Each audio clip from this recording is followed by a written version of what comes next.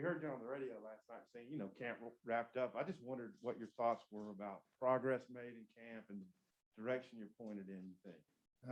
I really like the way our team works.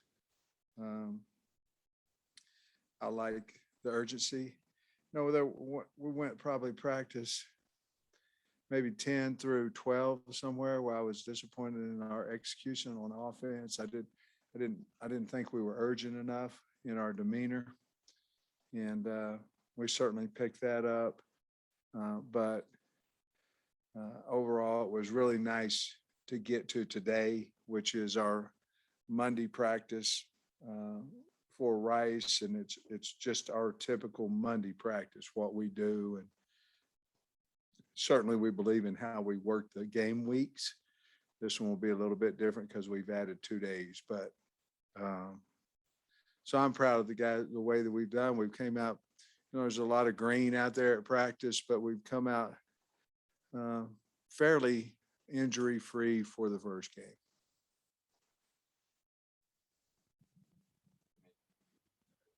Coach, you got a scout team out there, and so things change for some of the younger guys. How is that with them going from, getting a lot of reps and stuff to showing you looks? Well, we went scout switch a few times during practice in fall camp. Some of it was to look at Georgia Southern's option type game. Some of it was to look at some stack defense, odd stack that we don't see that often. So we did switch some scouts at that point. Usually, I don't think you would switch scouts, Trey, before school starts.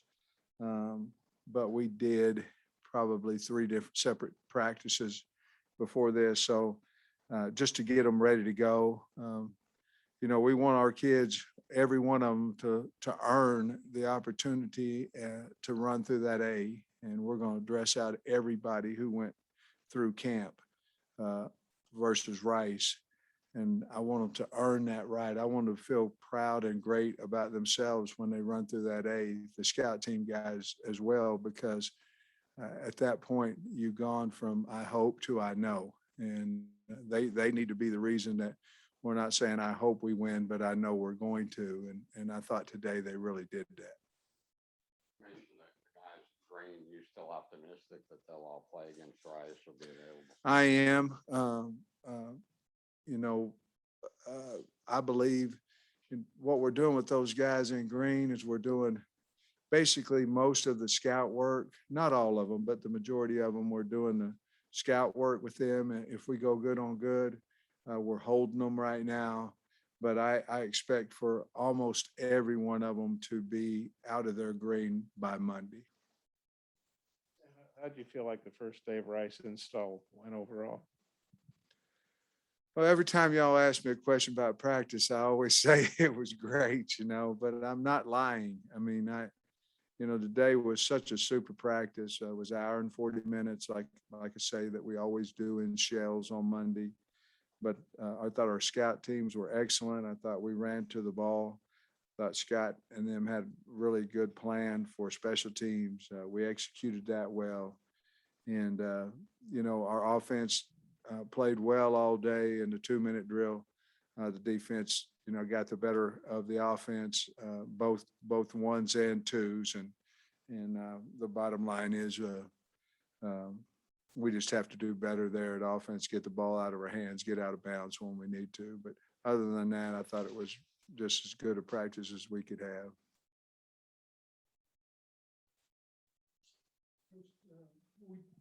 There's been a lot of talk about depth improvement in the defensive line. How about offensive line and those backups and how they progressed? That's Jalen St. John and some others. Tykees Crawford has, he's played a lot with the ones. Wags has been a little bit in and out with, some an injury, and of course St. John has been out there at left tackle, and he's improved. Had a spell there. He had a stinger that he didn't want to see me come around too often, But other than those 2 or 3 practices where he had that stinger and he was trying to nurse it more than what I wanted him to, he's done well. the battle's still going on those, you know, two guard spots. But Ty Clary has a lot of value to us, you know, whether it be center. We've also looked at him at right tackle. We've looked at Brady Latham at right and left tackles. So, you know, I think we're going to be fine at the tackle position, the guard position, the center position as well. So, you know, Clary has a lot to do with that because I believe he would possibly be the backup at right tackle and center. Any update on Traylon Burke, Sam Loy, some of the guys that have not been out there? Well, I don't know. They haven't been at practice, you know. I'm not for sure. You know, I feel like they're both going to be ready for Rice. Let's say this. I feel better about Traylon being ready for Rice than possibly I do Sam. But that would be the only two guys really that there would be some type of concern about. Has been in and out too also, and not in green. He's just there or not there. Yeah. He just, yeah, I mean, he'll be fine. We'll get him back to practice and he'll be fine.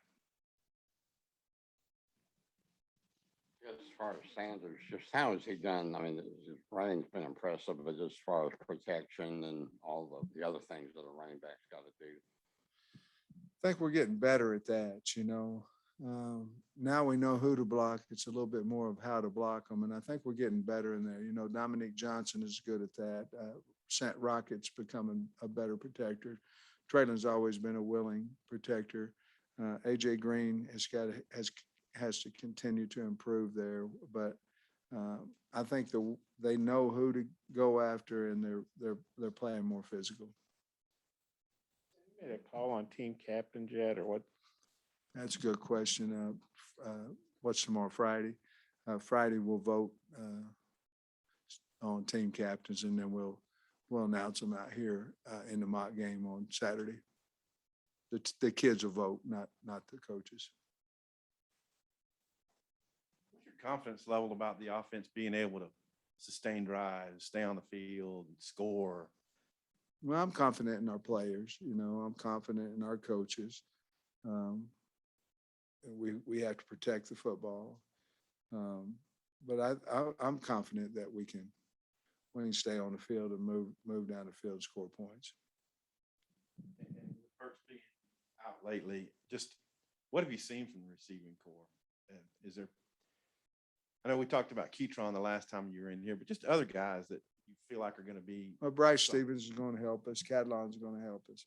Certainly, Jaquaylin Crawford has moved into that spot, you know. But I like our outside receivers with Warren Thompson being one of those guys. And, of course, I talked about Keytron. But in that slot position, you have JD, you have Jaquaylin Crawford, you have Bryce Stevens, you know, and even Cat's playing on the outside, but we could even move him in there as well. And, of course, I've been impressed with Harper Cole, too. So I think, you know, again, you certainly don't want Traylon Burks not to play in any game. But sometimes if you get a little nicked up and you're not able to practice, it helps your football team in the long run. I think wide receiver is probably one of the questions most fans have about, you know, just like who's going to trot out there first, but also in addition, the defensive line, like where are you guys at now? I mean, you got to start saying, okay, this is our first group, second group at some point. Right?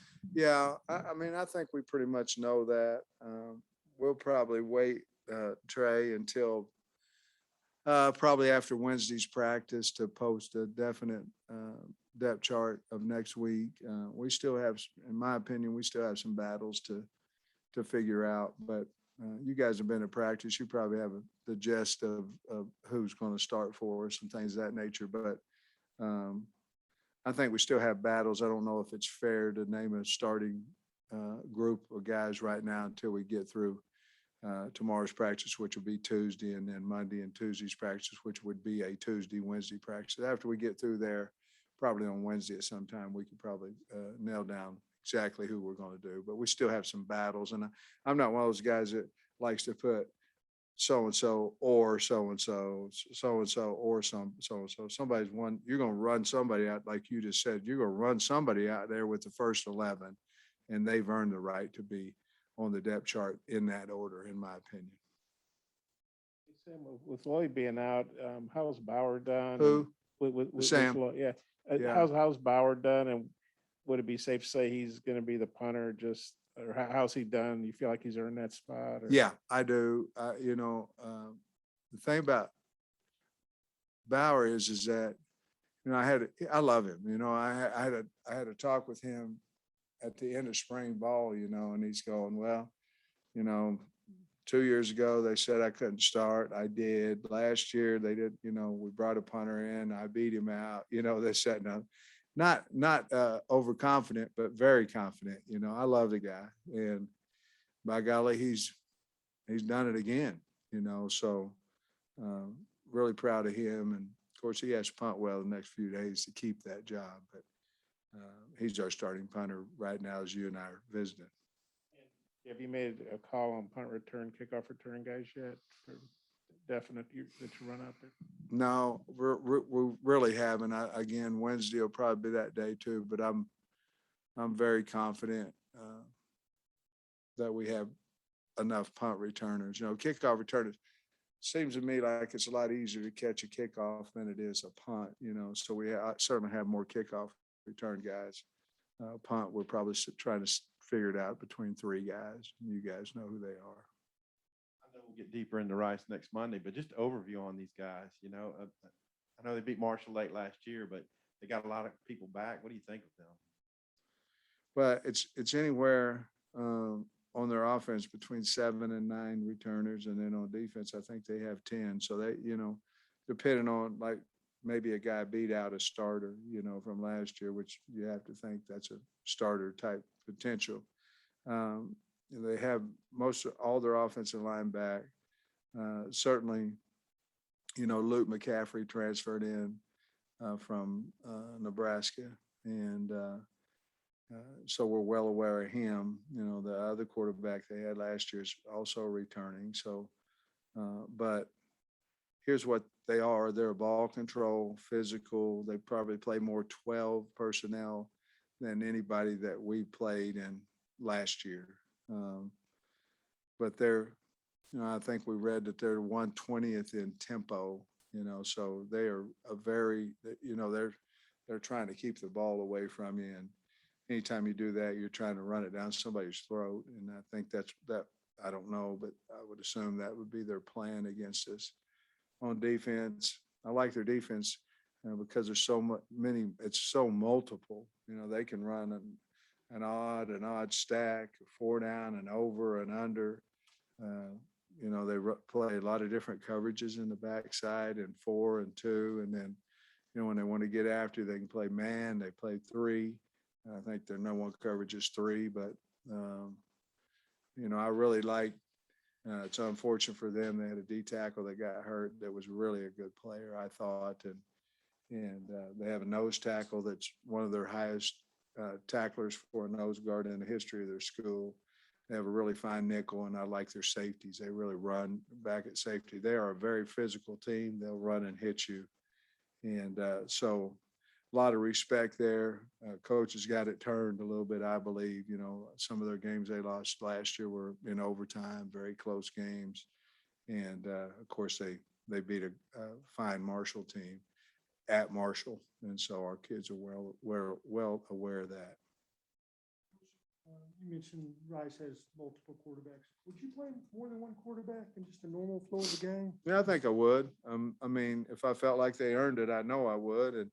And Malik certainly brings some similarities, but some speed when he's in the game.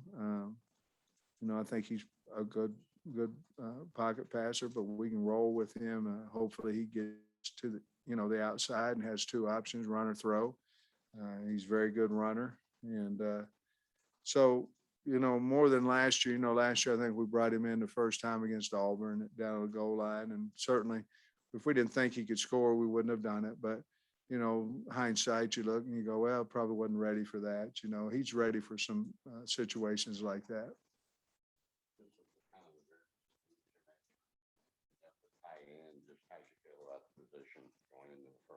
Well,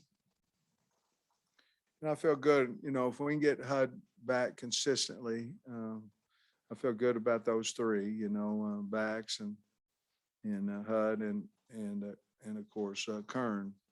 That right now, that's where we're at, you know, that's who we have. And then you know, we have some younger guys we're trying to develop. We're trying to, you know, certainly get Landon Rogers there as fast as we possibly can. And we've gone to a little bit more 10 personnel to help us in case we run short at tight end. Actually, a quick question from Andrew. I think he's watching on the Zoom. You can give him a shout out if you want. He was wondering about, you know, he's always wondering about what walk-ons. I think you just did. Yeah, about what walk-on. Yeah, if it's nice or it's for you. I wonder what walk-ons might be getting scholarships, if you've made a call on that yet. Well, you know, we have probably about 4 or 5 guys that you know, we're looking at all of them, but there's probably realistically anywhere from 1 to 4 guys. You know, we can it can be retroactive, the scholarship. And so we didn't necessarily have to figure that out before school started, because we can, at any point we put them on, it can go back and they can get their money reimbursed and things of that nature. You know, here's what I believe on scholarships. If we offered a scholarship to every walk-on that was a good kid, we'd offer them to everybody. You know, unfortunately, the problem with walk-ons is that they have to get on the field. You know, they have to help your football team, in my opinion. They need to be players in the 1 or 2 deep, and they need to help you on a Saturday. And what's hard is a walk-on, you look around, there's some scholarship guys and you're better than them. You know what I mean? And it's frustrating at times. We want to do that. I'm not quite ready to do that yet for several reasons. But we have our eye on some of the guys, and if we do, then I'll tell you. I'm not a video guy and all that kind of stuff, because I feel like if you and I were walk-ons and they gave a scholarship to you and they did all the hoopla, and I'm all for that. I mean, I don't care if somebody else does it. I mean, that's good for their program. But I just feel like if you got a scholarship and I didn't, as happy as you feel, that would be sad for me if I thought I'd earned that scholarship as well. So we don't do a lot of hoopla. I just call them in, tell them they're on scholarship, and congratulations, call your mama and dad, and go on from there.